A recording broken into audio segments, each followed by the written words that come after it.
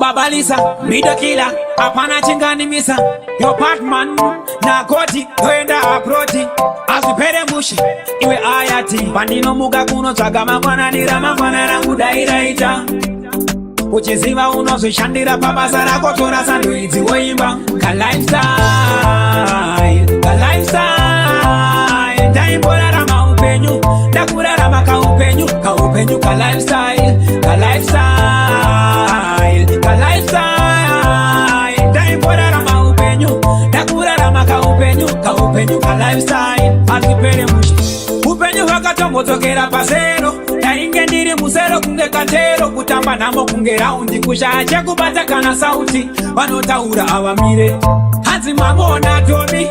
Mwedzi wapfuura anga ari Joni. Zvekwaniko anotengesa mafoni, aimbotengesa madomasi kwa makoni. Ka lifestyle, ndaimborarama upenyu, ndakurarama ka upenyu ka lifestyle, ka lifestyle, ka lifestyle. Ndaimborarama upenyu, ndakurarama ka upenyu ka lifestyle. Pandinomuka kunotsvaga mangwananira mangwana rangu dairaita.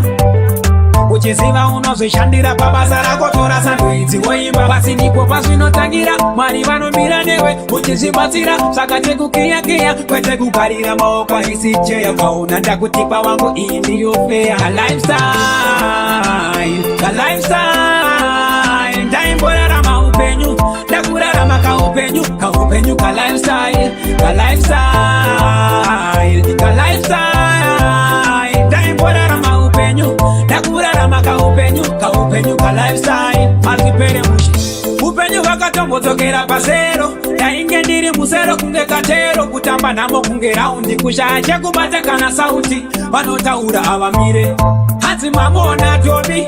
Mwedzi wapfuura anga ari Joni. Zvekwaniko anotengesa mafoni, aimbotengesa madomasi kwa makoni. Ka lifestyle, ndaimborarama upenyu, ndakurarama ka upenyu ka lifestyle, ka lifestyle, ka lifestyle. Ndaimborarama upenyu, ndakurarama ka upenyu ka lifestyle.